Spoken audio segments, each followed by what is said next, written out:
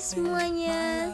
Jadi ini adalah trip pertama aku bersama teman-teman dengan tujuan Jakarta, Yogyakarta, Bandung.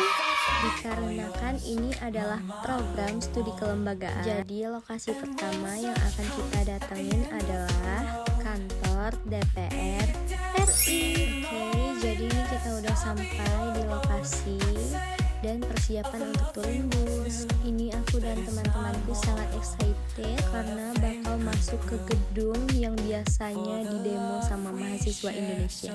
As you know guys, kita tuh udah jadi tamu visitor karena emang studi exchange, jadi kampus yang menghubungi darah hubung DPR.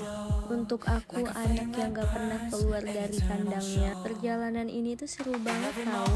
Apalagi ini ke tempat dimana aspirasi masyarakat itu didengar dan diproses. Pertama aku sampai ke gedung ini tuh kinda speechless because in Jambi bangunannya sangat berbeda. Di sini kita langsung diajak keliling sama pemandu, dan tempat yang pertama kali kita kunjungin adalah Museum DPR RI. Dan di sini dijelasin sebelum jadi gedung DPR RI, nama gedung ini tuh Gonevo, yang mana tempat Insinyur Soekarno dan para pemuda membicarakan pemerintahan di Indonesia. Terus di sini juga dijelasin bagaimana transisi sistem pemerintahan dari masa ke masa. Dan lokasi terakhir yang aku kunjungi di DPR RI adalah ruang rapat paripurna. Oh my god, finally I can see this room in real. And look at this, we look so cute wearing batik clothes. Dan terakhir ini penyerahan cindera mata from DPR RI to Jisi Pinja.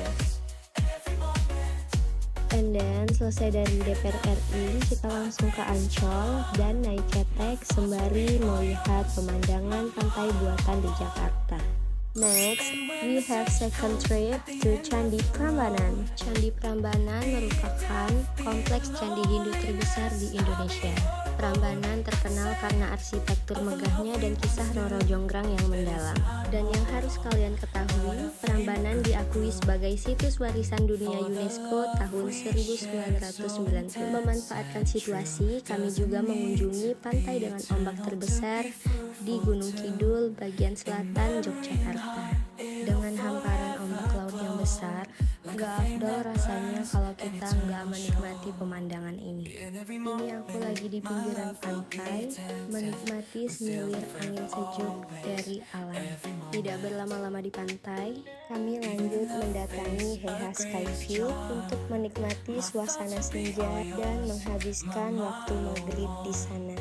Pemandangan kayak gini tuh nggak bisa dinikmati setiap hari karena Jambi nggak punya ini. Ada kesenjangan geografi dari dua daerah ini. Akhirnya kita sampai di hotel setelah berkelana di dunia luar. Terus besoknya kita langsung lanjut ke kaos oblong, dan di sini dijelaskan gimana cara pembuatannya. Setelah dari kaos oblong, kita lanjut ke Universitas Muhammadiyah Yogyakarta untuk mendapatkan sosialisasi program pasca sarjana ilmu pemerintahan. Dan Pak Mirza memberikan kata sambutannya di awal acara. Setelah itu kita lanjut ke Malioboro untuk berbelanja oleh-oleh. Next, we third trip to Tangkuban Perahu. Waktu pertama kali datang ke sini, aku takjub banget sama pemandangannya.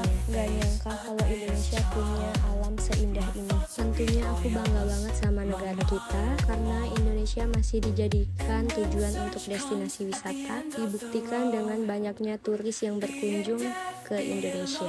Dan ini bonus video kebersamaan peserta studi kelembagaan ilmu pemerintahan 2025. Infrastruktur di Jakarta, Yogyakarta, dan Bandung secara umum lebih maju dan tertata dibandingkan kota Jambi. Jakarta sebagai ibu kota negara memiliki sistem transportasi massal yang modern, yang menunjang mobilitas penduduk dan efisiensi logistik nasional. Jogja dan Bandung juga dikenal dengan penataan ruang kota yang baik, revitalisasi kawasan heritage, pengembangan infrastruktur pendukung pariwisata, serta ketersediaan fasilitas publik yang memadai. Sementara itu, meskipun kota Jambi sebagai ibu kota provinsi telah mendapatkan prioritas dalam pembangunan infrastruktur, Masih banyak tantangan yang dihadapi seperti keterbatasan cakupan, kualitas pelayanan, dan perlunya percepatan pembangunan jalan, pengendalian banjir, serta peningkatan kapasitas listrik dan air bersih.